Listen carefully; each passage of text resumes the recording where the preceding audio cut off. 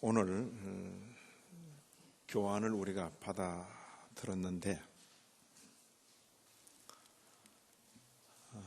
마지막 인쇄하기 전에 저하고 이렇게 좀 잘 살피지를 못해서 교환에 좀 손을 좀 봐야 됩니다. 둘째 쪽에 가서 가운데에 이 모든 것을 성경의 증거와 삼위의 수용적인 일들로부터 하는 그 부분 옆에다가 해설 이렇게 써놓으세요. 해설 위에 하고 끊어집니다. 그리고 그 다음 그 모든 것을 다 언급할 필요는 없을 것입니다. 신중하게 몇 구절을 택하는 것으로 충분할 것입니다. 그 다음에 3쪽에 제일 아래에 있는 해설, 창세기에서 그리고 우리의 형상대로 하는 것들이 그리로 들어옵니다. 그리고 4쪽의 제일 위에 부분, 몇 위격이 계신지를 하는 것도 따라서 그 부분으로 들어옵니다. 그리고 3쪽의 제일 위에 있는 디모데전서 3장 4절 6절은 치워지고, 그리고 가운데쯤에 있는 요한일서 5장 1절부터 12절 부분도 가운데 두 단락만 남기고 아래 위로 치워지는 겁니다. 자, 그러면 되겠고 4쪽에 넘어가셔서 위에서 둘째, 거기도 역시 해설 그렇게 써놓으시고, 그 다음에 마태복음 다음에 나오는 누가복음에서 하는 것도 해설 그렇게 써놔야 됩니다. 그리고 마지막 그 단락의 4쪽에 마지막에 있는 점, 그런 고로 이 교리 안에서 하는 것도 해설 이렇게 써놔야 됩니다. 안 그러면 구분이 되지 않아요. 그동안 안소 다 고쳤어요? 잘 하셨네. 지금 나중 받으신 건 다 고치신 거예요? 하여튼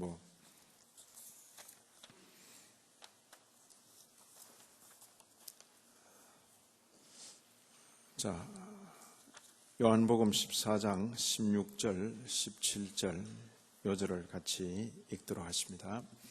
내가 아버지께 구하겠으니 그가 또 다른 보혜사를 너희에게 주사 영원토록 너희와 함께 있게 하시리니 저는 진리의 영이라. 세상은 능히 저를 받지 못하나니 이는 저를 보지도 못하고 알지도 못함이라. 그러나 너희는 저를 아나니 저는 너희와 함께 가시며 또 너희 속에 계시겠습니다. 아멘. 자, 여기 요한복음 14장 이 부분은 예수님께서 제자들의 발을 씻기시고 난 다음에 그 다락방에서 제자들에게 마지막 강화, 설교를 말씀을 하시는 그 내용 중에 주님 이제 그들 곁을 떠나시고 그들과 함께 있어 주실 성령에 대해서 소개하고 가르치는 그 부분입니다. 그런데 이 부분에 있어서 바로 한 표현에 성부, 성자, 성령이 함께 언급된다 하는 것을 표본적으로 보이고 있습니다. 내가 누구시죠? 내가 자, 예수님이겠죠. 아버지께 아버지가 또 다른 보혜사를 성령을 가리키죠. 한 구절에 우리는 이런 말씀을 이제 그냥 사건으로만 이렇게 알고 있죠. 예수님께서 그때 다락방에서 이런 말씀하셨다. 사건인데 그 말씀의 내용을 자세히 살펴보면 거기에 이런 교리적인 내용들이 분명하게 나타난다 하는 것입니다. 지난 시간에 배운 내용들을 잠시 복습하면서 고백을 하십니다. 하나님은 본질에 있어서는 한 분이시지만은 세 인격으로 구별되신다 하는 그 주제로 우리가 고백을 합니다. 천천히 한 단락씩 고백하십시다. 이 하나님의 진리의 말씀을 따라 우리는 유일하신 한 분 하나님을 믿는데 그는 그 안에 그들의 서로 전할 수 없는 특성을 따라 실제로 참으로 그리고 영원히 구별되는 성부, 성자, 성령 삼위가 계신 유일하신 한 본질이시다. 성부는 모든 보이는 것들과 보이지 않는 것들의 원인, 근원, 시작이십니다. 성자는 말씀, 지혜, 성부의 형상이십니다. 성령은 성부와 성자에게로부터 나오신 영원한 힘과 능력이십니다. 성부, 성자, 성령에 대한 구별하는 그 고백입니다.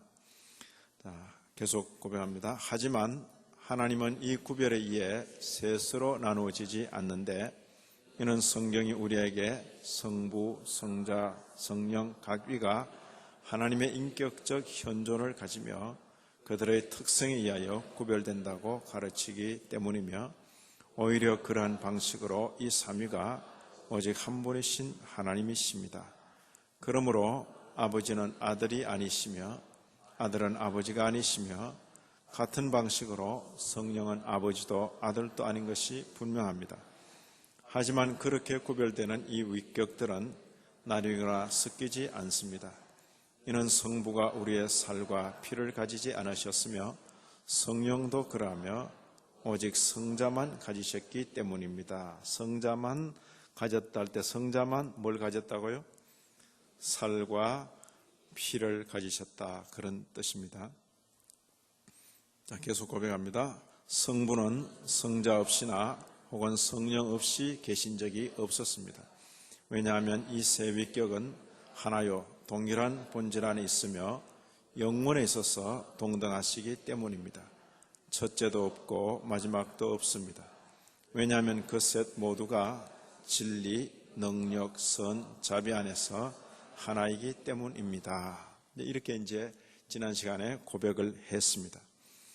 오늘은 제9장에 있어서 이 교리에 대한 성경의 증거들을 살펴볼 것입니다. 자, 이것은 하나의 또 고백으로 먼저 읽어가십시다. 이 모든 것을 성경의 증거와 삼위의 수용적인 일들로부터, 특히 우리 안에서 감지할 수 있는 일들로부터 우리는 압니다. 우리로 하여금 이 성삼위일체를 믿도록 하는 성경의 증거들이 구약의 여러 곳에 기록되어 있습니다. 그 모든 것을 다 언급할 필요는 없을 것입니다. 신중하게 몇 구절을 택하는 것으로 충분할 것입니다. 우선 이렇게 앞서 고백한 그 내용들은 성경의 증거와, 이것이 가장 중요합니다. 성경의 증거와, 그리고 우리가 느낄 수 있는 삼위의 수용적인 일들로부터, 그리고 일들로부터 우리는 압니다. 모르는 것이 아니, 그건 신비하기 때문에 알 수 없다, 그렇게 말하지 말고 성경이 분명히 증거하는 것은 안다, 그렇게 말해야 됩니다. 우리로 하여금 이 성삼일체를 믿도록 하는 성경의 증거들이 구약의 여러 곳에 기록되어 있습니다, 그렇게 표현했습니다. 지난 한 2주 전에 우리 또 강도사님 설교하면서 삼손을 읽으면서 성삼위 하나님의 역사를 이렇게 관찰하는 그런 법을 또 말씀해 주셨습니다. 그런 것은 대단히 중요한 것입니다. 대개 이야기로, 스토리로, 그리고 또 이야기, 스토리, 사람들의 이야기로 되게 이렇게 전달되기 쉬운데, 그러나 그 속에 모든 것의 근원이요, 또 모든 것의 주창자이신 성삼위 하나님이 계시다 하는 것을 성경을 통해서 확인하는 것은 대단히 중요합니다. 신중하게 몇 구절을 택하는 것으로 충분할 것이다 하고는 이 고백 안에 실제적으로 구약 안에서의 그런 예들을 고백하고 있는 것입니다. 계속 고백합니다. 창세기에서 하나님께서 말씀하시기를 우리의 형상을 따라 우리의 모양대로 우리가 사람을 만들자 하자 하시고, 하나님이 자기 형상 곧 하나님의 형상대로 사람을 창조하시되 남자와 여자를 창조하시고 라고 하셨으며, 보라 이 사람이 우리 중 하나같이 되었도다 하고 하셨습니다. 자, 우리라는 그 표현을 유의하시라 하는 그런 내용입니다. 그 다음 또 넘어갑니다. 계속 고백합니다. 우리의 형상대로 사람을 만들자는 하나님의 말씀으로부터 하나보다는 많은 신적 위격들이 있다는 것을 알 수 있으며, 그가 하나님이 창조하셨다라고 말씀하실 때에 한 하나님이 계신 것을 가리킵니다. 몇 위격이 계신지를 그가 말씀하시는 것은 사실이지만 구약에서 모호하게 보이는 어떤 것들이 신약에서는 대단히 분명합니다. 굳이 둘이다, 셋이다, 넷이다 이런 표현은 없지만은 그러나 하나 이상이다 하는 것은 분명히 알 수 있다. 그리고 구약에서 모호한 것이 신약에 와서는 선명하게 나타난다. 그렇게 말하고 있습니다. 이제 또 예를 드는 것입니다. 신약에서 선명한 경우를 예를 실제로 고백서 안에 이런 예를 포함하고 있습니다. 같이 또 읽습니다. 이럴테면 우리 주께서 요단강에서 세례받으셨을 때에 이는 내 사랑하는 아들이라는 아버지의 음성이 들렸으며 아들은 물 가운데 있었으며 성령은 비둘기처럼 물질적 형체로 그의 위에 내려오셨습니다. 또한 모든 믿는 자의 세례를 위하여 그리스도께서 모든 민족을 아버지와 아들과 성령의 이름 안으로 세례 주라는 지침을 주셨습니다. 또 다른 예를 듭니다. 누가복음에서 천사 가브리엘이 우리 주님의 모친이신 마리아에게 성령이 내게 임하시고 지극히 높으신 이의 능력이 너를 덮으시리니 이름으로 나실 바 거룩한 자는 하나님의 아들이라 일컬이라고 하셨습니다. 이런 구절에서도 알 수 있다. 그런 내용입니다. 또 다른 예입니다. 마찬가지로 주 예수 그리스도의 은혜와 아버지의 사랑과 성령의 교통하심이 너희 모든 무리 위에 라는 선언도 같은 경우입니다. 이 모든 곳들에서 하나의 유일하신 신적 본질 안에 삼위가 계시다는 것을 우리는 충분히 가르침을 받습니다. 여기 충분히 가르침을 받는다. 삼일체 교리는 막연한 것이라든지 또 감추어 있는 것인데 억지로 나타내는 것이라든지 이런 게 아니다. 그건 성경 읽으면 너무나 당연히 분명히 드러나는 그런 교리다 하는 것을 말하는 것입니다. 그 다음 이 교리 전체를 두고 그 마음의 자세를 지금 말하는 것입니다. 비록 이 교리가 모든 인간의 이해를 훨씬 넘어서는 것이긴 하지만 그럼에도 이 생에서 우리는 그것을 하나님의 말씀에 근거하여 믿으며 우리는 그것의 완전한 지식과 이후에 천국에서 열매를 즐기기를 기대합니다. 더욱이 우리는 우리를 대한 이 세 위격들의 구별된 직임과 사역들을 살펴야 합니다. 성부는 그의 능력에 의하여 우리의 창조자라 불리며 성자는 그의 피로 인하여 우리의 구원자와 구속자라 불리며 성령은 우리 마음 가운데 거하심으로 말미암아 우리의 성화자라 불립니다. 여기 창조자, 구원자, 성화자. 그러니까 성부, 성자, 성령에 대한 구별된 그 호칭들입니다. 자, 이제 바로 이런 교리가 교회 가운데 이렇게 보존되고 전수되는 데는 그냥 되는 게 아니다. 무수한 대적들과 이단 사설들 속에서 대항하고 지켜지고 보존된 것이다. 그렇게 이것도 고백하는 것입니다. 같이 읽습니다.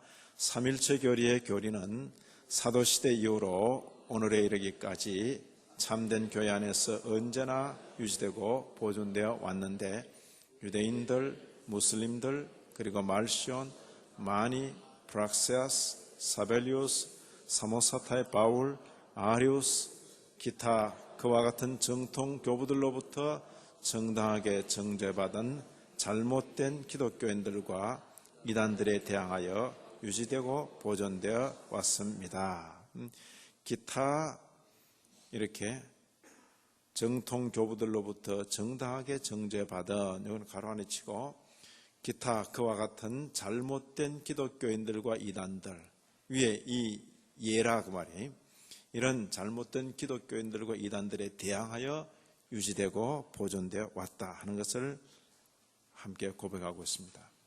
마지막입니다. 그런 거로 이 교리 안에서 우리는 사도신경, 니케아신경, 아타나시우스 신경의 새 신경들을 기꺼이 받는데 이것들은 고대 교부들에 의하여 확정된 바와 일치하는 것입니다. 우리가 처음에 이 공부를 시작하면서 니케아 신경, 아타나시우스 신경을 이렇게 개괄하는 시간에 전문을 다 기록해 드렸습니다. 그래서 오늘 시간에는 다루지 않을 것입니다. 그리고 우리 교회가 교리적으로도 좀 성숙하게 되면 적절한 기회에 또 예배 주제를 따라서 어떤 날은 니케아 신경도 고백하고 어떤 날은 아타나시우스 신경도 고백할 수 있어야 할 것입니다. 한국 교회는 대단한 거예요. 아주 유치한 수준에서 그냥 그렇게 가고 있는 겁니다. 아주 낮은. 그러니까 이 내용들을 거의 이렇게 소개받지 못한 것처럼. 그래서 사도신경이면 전부 다 하고 기껏 한다는 소리가 사도신경으로 통일되면 된다. 사도신경으로 통일되면 되는 게 아닙니다. 온갖 이단 사설들이 다 교회를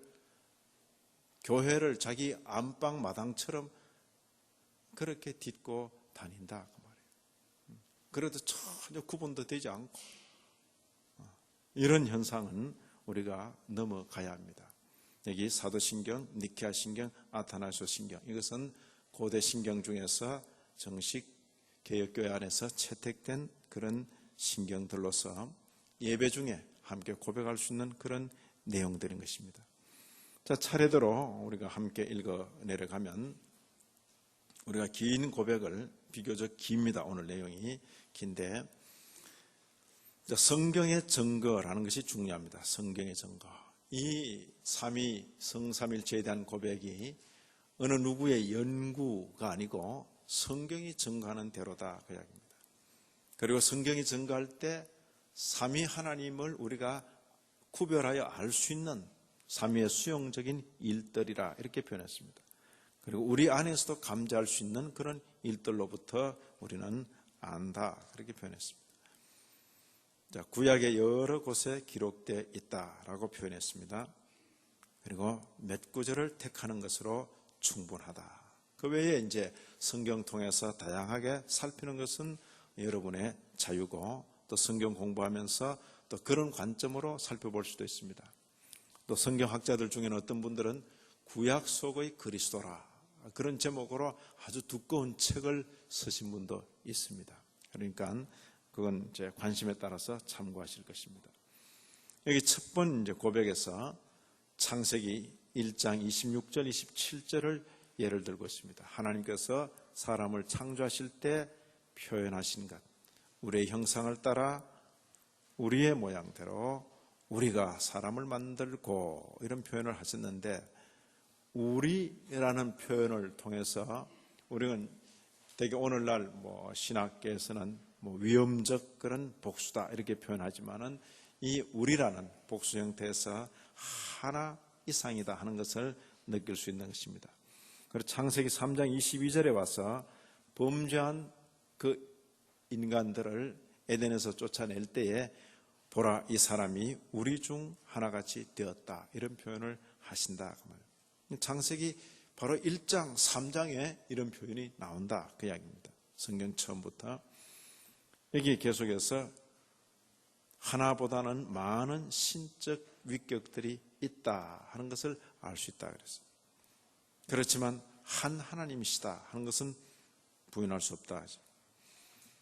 구약을 통해서는 몇 위격이 계신지 그걸 이 본문에서는 말하지 않는다. 우리라고 복수로 표현됐을 뿐이지.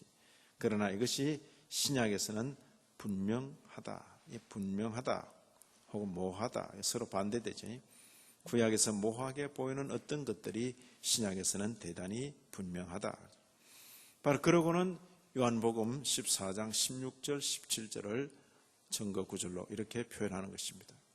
주님께서 직접 성령에 대하여 소개하시는 그 부분입니다.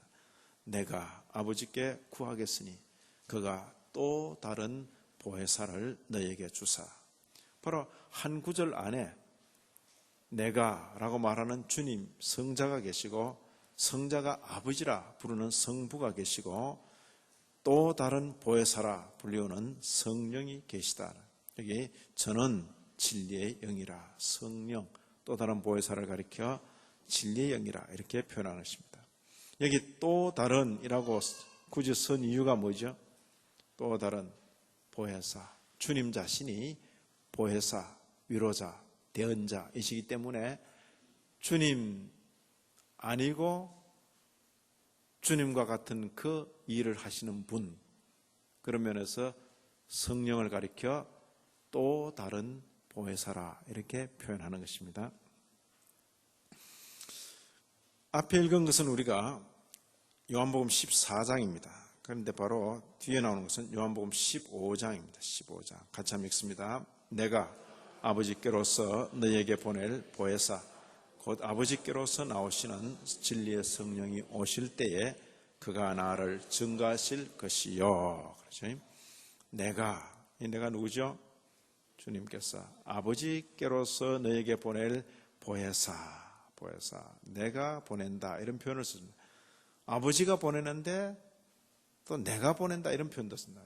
내가 아버지께로서 너희에게 보낼 보혜사 곧 아버지께로서 나오시는 진리의 성령. 그죠? 내 아버지 보혜사 이렇게 표현할 때 성삼위가 한 구절 안에 다 같이 언급되어 있습니다. 바로 여기 나오는 이 나오시는 하는 이 표현이 바로 성령과 관계에서만 쓰인다.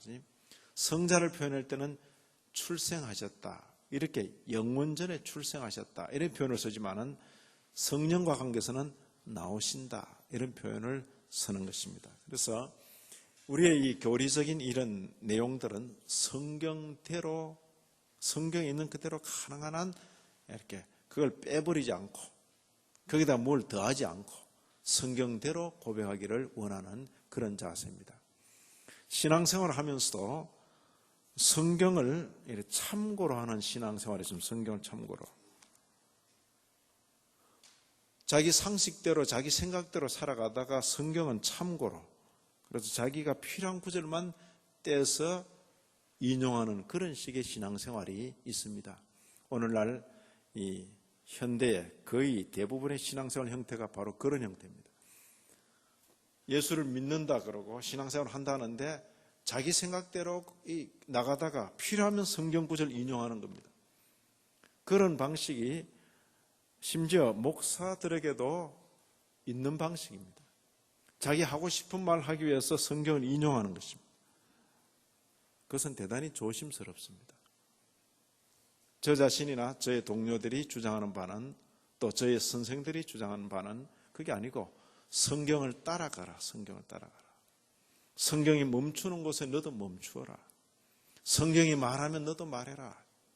성경이 침묵하면 너도 침묵해라. 성경 인용해서 네 하고 싶은 말 하지 마라. 그것은 안 된다.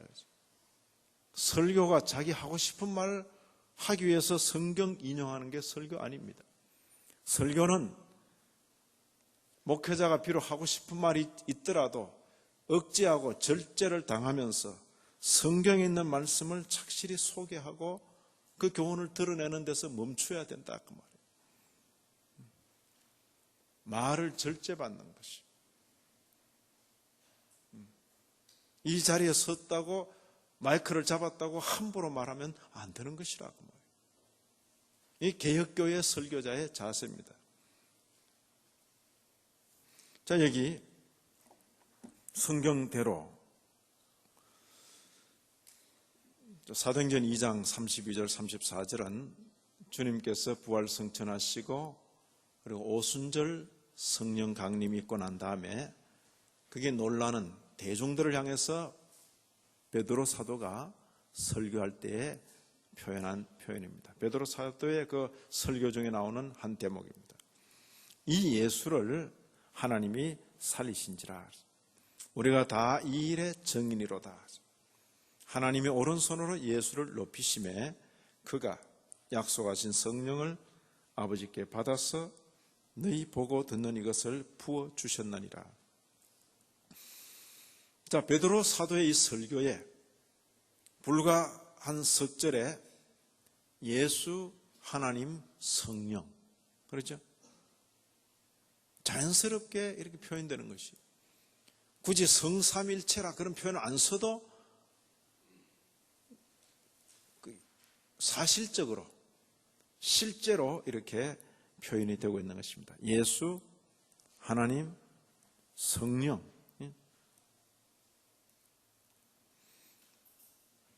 저기 로마서는 바울 사도를 통해서 써진 서신입니다. 여기 보시면 만일 너희 속에 하나님 그리고 하나님의 영, 그리스도의 영. 자, 여기는 넷이 등장합니다. 하나님, 그리스도, 하나님의 영, 그리스도의 영. 그러면 넷입니까? 자, 하나님, 그리스도는 구분되죠. 하나님의 영, 그리스도의 영. 서로 다릅니까? 같은 대상입니까? 같은 대상을 하나님의 영이라 표현할 수도 있고 그리스도의 영이라 표현할 수도 있다. 그걸 우리가 알게 되는 것입니다. 예수의 영 해도 좋습니다. 하나님의 영, 그리스도의 영. 같은 대상입니다. 성령. 그렇지? 바울 사도의 서신에서도 우리가 읽을 수 있는 내용입니다. 역시 갈라디아 4장 6절 같이 읽습니다. 너희가 아들인 고로 하나님이 그 아들의 영을 우리 마음 가운데 보내사 아바 아버지라 부르게 하셨느니라. 하나님 그 아들의 영. 이제 하나님 그 아들의 영. 자, 베드로전서 역시 다시 베드로 사도에게로 돌아왔습니다. 하나님 아버지의 미리 아심을 따라 성령의 거룩하게 하심으로 순종함과 예수 그리스도의 피부림을 얻기 위하여 택하심을 입은 자들에게 편지하노니. 지금 1장 2절이니까 편지 시작하면서 바로 나오는 인사 표현입니다. 그 인사 표현에 성삼위가 나란히 언급되고 있습니다. 하나님 아버지, 성령, 그리고 예수 그리스도. 그지? 이게 뭐 대단한 지식이 아니라 거의 상식적인 내용이다. 그냥 상식적인 내용이다. 교회를 혼란시키고 교회를 진리 가운데서 떠나게 하는 사탄의 계략이 뭔가? 성삼일체. 그건 어려운 거다. 그건 신학자들이나 하는 소리다. 우리는 그냥 하나님 믿으면 된다. 그래서 하나님인지 성부인지 성자인지 성령인지. 그래서 구약은 성부 시대고 예수님 당시는 성자 시대고 예수님 부활 승천하시고 그 다음에는 성령 시대다. 이런 말을 교회 가운데서 공공연히 하고 있다. 그것은 대단히 어지럽히고 혼란시키는 말입니다. 성부 하나님께서 창조하셨고 성자 예수께서 십자가에 달려 죽으셨고 성령께서 우리를 구원하셨다. 그 말이 맞지요. 맞으면서도 그 말만 해서는 안 되는 것이다. 그 말이. 교회를 어지럽게 만드는 사단의 그 계계라는 것이 이 내용은 어려운 내용이니까 그것은 신학교에서나 가르쳐라. 교회는 그런 거 가르치면 부흥 안 된다. 이 지식을 아는데 대학 학력이 필요 없습니다. 대학 학력이 있어야 성삼일체를 안다는 게 아닙니다. 그런 학력과는 아무 상관이 없습니다. 이 내용은 베드로전서 1장 2절의 이 내용은 성경을 읽는 성경을 내 눈으로 읽을 줄 아는 모든 성도가 자신의 기본으로 가지고 있어야 될 내용입니다.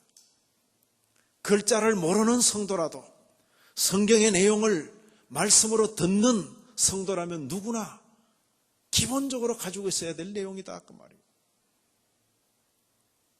여기 유치원 교사들이 계시는데 하루의 피로 때문에 정신이 가물가물하는 것 같아요. 자, 그런데 유치원 아이들에게도 이 내용을 가르치면 아이들은 그대로 받습니다. 안 가르치면 모르는 아이가 되고, 가르치면 아는 아이가 되고. 네? 나이가 40, 50 될 때까지 한 번도 들어보지 못했으면 들어보지 못한 사람이 되는 것이고, 주일학교 때부터 듣고 자랐으면 이미 주일학교 때부터 들은 아이가 되는 것입니다. 예? 하나님의 이 성경 진리라는 것은 인간의 그 영혼을 향하여 들어가는 그 진리이기 때문에 대단한 학력이 필요한 게 아닙니다. 그러면 목사님 뭐 때문에 그렇게 많이 공부했습니까? 예? 30년 만에 만난 어떤 성도가 30년 만에 만났어. 어떤 성도가 아이고 전도사님 공부 너무 많이 했네요. 왜 그런 공부가 필요합니까? 예? 사탄이 최신의 무기를 가지고 자꾸 교회를 비집고 들어오니까, 예? 그 최신의 무기를 분석하고, 예? 연구조사해서 이건 이런 면에서 이건 악랄한 사탄의 괴계로구나, 그걸 드러내는데 그런 지식이 필요하다 그 말이에요. 그 외에는 필요한 게 없어요. 그냥 단순하게 믿고 고백하면 되는 거예요. 제가 고백하는 내용이나 여러분이 고백하는 내용이나 다를 거 없다고요. 강남에 잠원동에 있는 교회를 목회하기 때문에 제가 이 내용을 가르치는 건 아닙니다. 강북 아니라 시골 조그만 교회에서 제가 주일학교를 목회해도 저는 이 내용을 가르칠 겁니다. 30년 전에, 30년 되겠지, 제가 주일학교를 가르칠 때 쪽복음 들고 마태복음, 사도행전, 로마서, 창세기, 단편복음, 생명의 말씀서 혹은 대한성서공에서 나오는 그 성경 들고 밑줄 꺼가면서 칠판에 써가면서 주일 학생들 노트 제가 검사해가면서 그렇게 읽어갔어요. 지금 신반포 중앙교회에서 성경 가르치는 것보다 훨씬 자세하게 가르쳤어요. 그렇게 함께 읽고, 예? 1, 2학년들이 물으면 5, 6학년 언니들이 대답해주고, 지난 수요일 여기까지 읽고 그 다음 계속해서 읽고 그러면서 몇 개월 만에 창세기도 다 읽고 로마서도 읽고 요한복음도 읽고 마태복음도 읽고. 그게 교회지. 오늘날 교회는 성경을 안 가르치는 교회가 돼 있어. 성경을 안 가르쳐. 노래하고 율동하고 춤추고 그림 그리고 온갖 것 다 보여주는데 성경을 안 가르쳐. 성경을. 왜 성경을 안 가르치냐? 애들이 싫어한대요.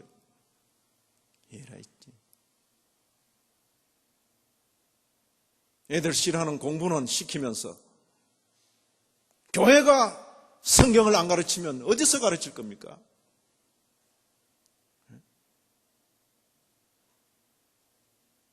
성경을 먹는 법을 부모가 가르쳐야죠. 먹는 법을. 주일학교를 가르치는 전도사님들이 성경 가르치는 걸 포기해버리고 교사들이 포기하고 목사가 교회에서 성경 말씀 가르치는 걸 포기하고 그러면서도 교회는 인산인해를 이루고 그런 교회는 있으나마나한 교회입니다. 사단이 하나도 두려워하지 않습니다. 예? 세계에서 가장 큰 빌딩을 짓고 수천 수백만의 사람이 그 건물로 모여들어도 성경 가르치지 않는 교회는 사단이 전혀 두려워하지 않습니다. 예? 주님 앞에 사단이 시험하러 나타날 때 주님께서 하신 말씀 전부가 신명기를 인용하고 있습니다. 성경을 가르쳐야죠. 성경 가르치다가 부흥이 안 돼서 교회 문을 닫는 한이 있더라도 성경은 가르쳐야죠. 정신 나간 목사들이 목사님 성경 가르치면 교회 부흥합니까? 교회 부흥의 수단으로 성경을 가르쳐 보겠다고. 교회 부흥에 별로 도움이 안 된다 싶으면 성도들이 좋아하는 것 같지 않으면 얼마든지 성경 가르치는 걸 양보하고 포기해 버리려는 그런 생각들. 정신을 차려야지. 목사는 성경을 가르치기 위해서 있는 사람들입니다.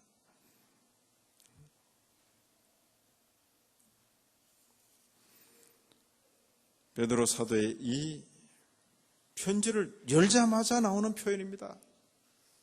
이건 상식이다 그 이야기입니다. 너무나 당연한 진리다 그 이야기입니다. 이게 신학자의 그런 말놀이가 아닙니다.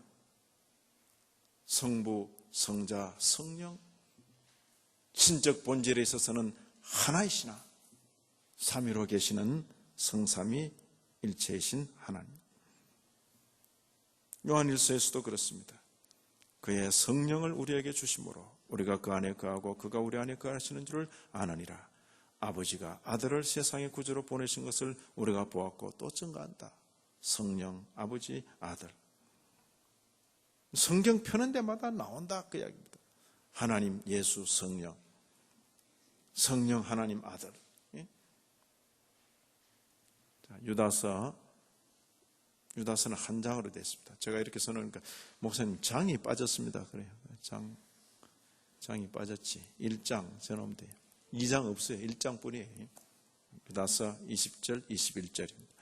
같이 읽습니다. 사랑하는 자들아, 너희는 너희의 지극히 거룩한 믿음 위에 자기를 건축하며 성령으로 기도하며 하나님의 사랑 안에서 자기를 지키며 영생에 이르도록 우리 주 예수 그리스도의 긍휼을 기다리라.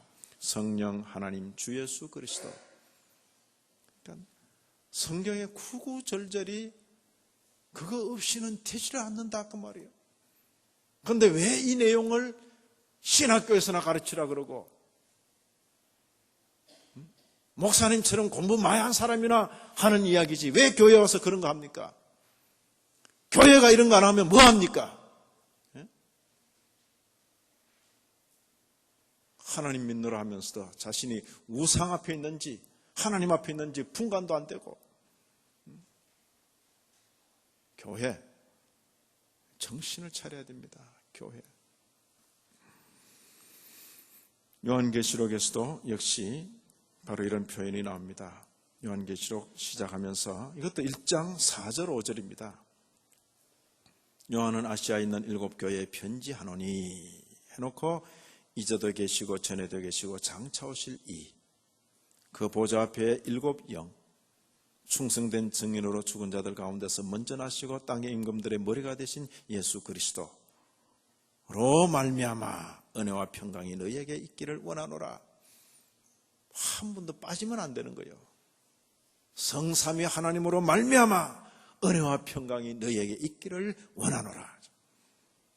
제가 묻습니다. 이제도 계시고 전에도 계시고 장차 오실 분, 이분이 누구예요?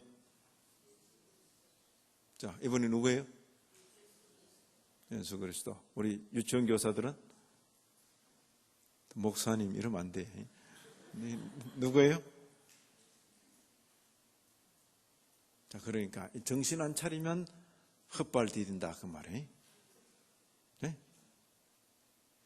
상당한 수준에 있는 분들이 지금 헛발을 디디고 있잖아 지금. 주간반도 그랬다 그 말이에요. 야간반까지 그러면 내가 어떻게 합니까? 참네. 그 보좌 앞에 7 영 누구겠어요? 성령. 7이라 말은 충만하다 그런 뜻입니다. 죽은 자들 가운데서 먼저 나시고 땅의 임금들의 머리가 되신 성자.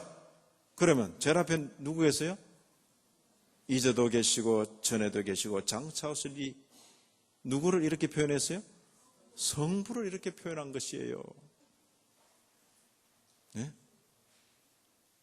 성삼위가 언급될 때 이런 표현에 유의하시라 그 말이에요. 됐습니까? 자, 그 다음 우리 고백 내용에 마태복음 3장 17절을 예를 들어서 예수께서 세례 받으실 때 아버지의 음성, 성령, 아들은 물 가운데 있었다 그랬어요. 삼위가 함께 사람이 보는 가운데, 느끼는 가운데, 그리고 마태복음 28장 19절에 세례 주라 할 때에 아버지와 아들과 성령의 이름 안으로, 이름으로 하지 말고 이름 안으로 이렇게 번역하는 게 좋아요. 세례 주라. 자, 여기도 보면 천사 가브리엘이 나타나서 성령이 내게 임하시고 지극히 높으신 이의 능력이 너를 덮으시리니 이름으로 나실 바 거룩한 자. 나실 바 거룩한 자가 누굽니까? 하나님의 아들 성자고 성령이 있고 지극히 높으신 이 누굽니까? 성부. 그러죠? 우리가 이런 내용에 대해서 관심을 가지기 전에는 사건으로만 기억합니다. 그러죠? 천사 가브리엘이 마리아에게 나타나서 말했다. 그런데 그 말의 내용을 자세히 보면 뭐예요? 바로 이 내용이 다 있는 거예요. 이름에도 불구하고 교회는 구멍이 뚫려가지고 계속 이단들이 막 드나들었다 그 이야기입니다. 자, 그리고 여기는 축도할 때에 주 예수 그리스도의 은혜와 그치? 아버지의 사랑과 성령의 교통하심, 성삼위의 이름으로 축도하는 것입니다. 이 모든 곳들에서 그렇습니다. 하나 유일하신 신적 본질 안에 이게 다 하나라 그랬습니다. 그러나 삼위가 계시다는 것을 우리가 충분히 가르침을 받는다 그랬습니다. 하나님의 말씀에 근거해서 우리가 이 내용을 받는다 그랬습니다. 그러나 우리가 지금 아는 지식은 대단히 제한적이다. 우리가 상상이 되지 않아요. 왜냐하면 눈에 익숙하기 때문에, 보이는 물질 세계에 익숙하기 때문에 이렇게 성경대로 고백하면서도 머리에 뭐가 그려지질 않는다 그 말이에요. 그러나 때가 되면 그것의 완전한 지식, 그리고 이후에 천국에서 열매를 즐기기를 기대한다. 이건 우리의 소망으로 고백하는 내용입니다. 자, 이 세 위격대로 구별된 직임과 사역들하고는 성부는 창조자, 성자는 구원자, 성령은 성화자. 성화자란 표현은 잘 쓰지 않습니다. 그러나 말을 그렇게 만들어 붙였습니다. 그러나 이 말이 창조할 때 성부만 했다 그 말은 아닙니다. 창조에 성삼위가 함께 하셨습니다. 그럼에도 성부로 창조의 사역이 대표된다.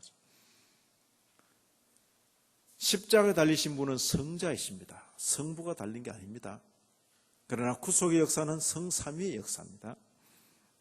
우리를 거듭나게 하시고 구원하시는 것 성령께서 하십니다. 그럼에도 그 구원의 역사도 역시 성삼위의 역사입니다. 그러나 특징적으로 이렇게 불리운다 그렇게 표현하고 있습니다. 그 다음에 이 교리가 바로 잘못된 기독교 이단들, 여기 언급된 파란 색깔로 언급된 것들이 전부 이단들입니다. 역사 속의 이단들입니다. 신학교 가야만 들을 수 있는 이단들인데, 왜냐하면 이단들은 자꾸 가르쳐봐야 소용이 없어요. 가짜돈, 이것도 가짜돈, 저것도 가짜돈, 이것도 위조주, 이렇게 말할 필요가 없습니다. 그런 위조 수표들이 있다더라. 그러고는 진짜를 잘 배워놓으면 되는 거예요. 자, 그런데 있을 수 있는 이단들, 목사님 어째서 유대인들이 이단들입니까? 유대인들은 하나님이 한 분이다고는 철저히 믿습니다. 그런데 그 하나님이 한 분이기 때문에 예수님이 하나님일 수가 없어요. 성령도 하나님일 수가 없어요. 성령은 단순히 하나님의 능력일 뿐이지. 그럼 그건 기독교 쪽에서 볼 때는 이단이에요. 유대인들은 전에도 예수를 십자가에 못 박았고 지금도 예수를 부인하고 있는 것입니다. 그러나 장차 어느 날 우리 주님께서 심판의 주로 오실 때 그때 그들은 아마 고백할 겁니다. 우리가 당신을 기다렸습니다. 유대인들이 기다리는 주님은 능력의 주님입니다. 십자가에 달리는 주님이 아니고 아마 재림의 주를 맞을 때는 고백을 할 겁니다. 우리가 당신을 기다렸다고. 무슬림들, 말시온, 마니, 프락세아스, 사벨리우스, 폴 오브 사모사타, 이름은 같은데 이단이, 이 사람 출신은 사모사타예요. 우리가 아는 바울은 출신이 어디죠? 폴 오브 타르수스, 다소의 바울이라. 폴 오브 사모사타. 이건 자기 출신을 말하는 거예요. 비슷한 이름이 있을 때, 같은 이름이 있을 때 그 사람 출신에 따라서 부르는 거예요. 신반포 중앙교회 담임 목사인 김성봉 목사. 제가 어느 날 수업에 들어갔는데 이름 부르는데 김성봉 넌 누구야? 저 경남 어디선가 올라온 전도사님 한 분이 있었어. 야, 이름값 똑똑해라. 김성봉 전도사가 시험을 쳤는데 말이에요. C-1 되면 안 된다 그 말이에요. 이름값 똑똑해라. 논문 제대로 쓰고. 폴 오브 사모사타, 사모사타의 바울이라. 사벨리오스, 이런 사벨리오스 이단은 대단히 유명한 이단입니다. 하나님은 마치 이와 같다. 성삼위를 이야기를 이렇게 이해했습니다.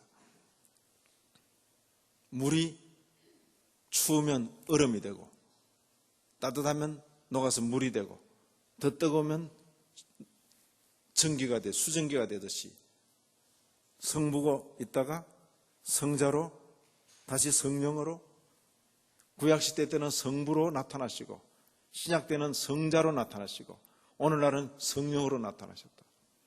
그러면 하나님이다 하는 것은 확실한데 뭐가 사라져버립니까? 삼위가 사라져버립니다. 하나뿐이에요. 하나. 그러나 성경은 그렇게 말하지 않습니다. 예수님께서 물 위에 계시고 하늘이 열리고 아버지의 음성이 들리고 성령이 비둘기같이 마시고 삼위가 동시에 함께 있는 거지 따로따로가 아니다 그 말이에요. 밑에 폴 오브 사모사타는 이렇게 이야기했습니다. 예수는 우리와 똑같은 사람인데 그가 하신 일이 하도 특이해서 그를 하나님의 아들로 인정하셨다.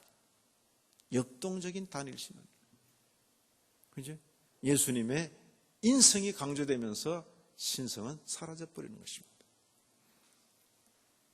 아까 우리가 고백할 때, 별걸 다 고백한다 한 그 내용들이 별별 이단들이 교회 안으로 다 들어왔기 때문에 그렇습니다. 안 그랬으면 그렇게 고백할 필요가 없는 거죠. 그러나 별별 이단들이 다 들어왔다고 말해요. 성부 홀로 계실 때가 있다.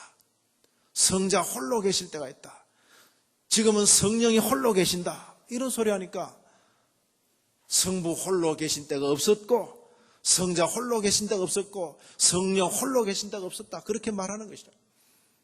아버지가 아들 되고 아들이 성령 된다. 이런 소리 하니까 아버지는 아들이 아니며 아들은 아버지가 아니며 아버지와 아들은 영이 아니며 그렇게 말한다 그 말이에요. 아버지가 아들 되어서 십자가 달렸다 이렇게 말하니까 물과 피를 몸과 살을 가진 그분은 아들이시지 아버지가 아니다 그렇게 고백한다 그 말이에요. 우리의 이 고백의 내용들은 이단들이 나타난 그 증거들을 보여주겠다. 이게 언제 거죠? 이게 언제 겁니까? 지금부터 수백 년 전의 겁니다. 그럼 그 사이에는 아무 이단도 안 나타났습니까? 벨직 신앙 고백서가 하도 탄탄하게 옹벽을 쳐놨기 때문에 이단들이 얼씬도 못한 겁니까? 계속 이단들은 최신의 무기를 개발해가지고 계속 뚫고 들어오는 거예요. 과학시대는 과학적인 이단, 철학시대는 철학적인 이단, 요즘은 유전공학시대는 유전공학적인 그런 지식을 가진 이단, 또 요즘은 항공 우주공학입니다. 그래서 뭐 UFO 이런 걸 가지고 또 이단 에스겔서 읽어보니까 UFO의 그 나타난 모습과 똑같다. 그래가지고 그때 에스겔은 UFO를 본 것이다. 뭐 이렇게 하고 싶은 말은 마음껏 하라. 그러니까 각 시대마다 최신의 이론을 가지고 이단들은 계속 비집고 들어오는 겁니다. 그럴 때에 그런 신의 무기들을 대항해서 저 같은 사람이나 제 동료 같은 사람들이 일단 그들을 향해서 분석하고 비판하고 교회들을 깨우치는 것이고, 그리고 지나간 세월의 그 이단들에 대한 것은 이미 정리가 끝났기 때문에 신실한 목회자들이 게으르지 말고 전수받은 내용을 부지런히 가르치면 교회는 안전한 것입니다. 그러나 목회자들이 게을러버리면 교회는 말뚝 없는, 울타리 없는 그런 진영처럼 되어서 온갖 이단들이 그냥 신발도 안 벗고 진흙탕 그대로 그냥 저벅저벅 교회를 막 짓밟고 다니는 겁니다. 하나님, 예수, 성령만 말하면 그냥 온통 그냥 쓸데없는 이단 사설과 신비한 그런 운동에 마음 뺏기지 마시길 바랍니다. 네? 요새 또 아프리카에서 뭐 금리빨 해주는 또 부흥사가 나타났어요. 그 집회 참석하면 금리빨 해준다 그래. 한참 기도하고 나면 어금니 상한 이빨이 빠지고 금리빨이 생긴다. 왜냐하면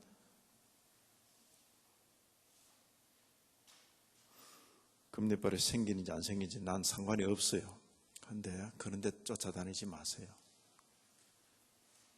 금리빨 해놓을 돈이 없으면 저한테 빌리러 오세요. 그러면 제가 평생 할부해서 드릴 테니까. 시대가 그렇게 됐습니다. 정신을 차리시고 기독교 신앙을 우상 종교처럼, 무당 종교처럼 만들지 마시고 기독교 신앙을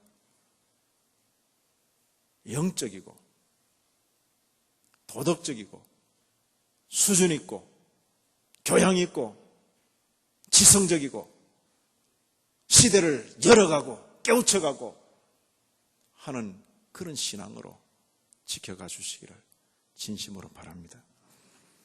하나님 아버지,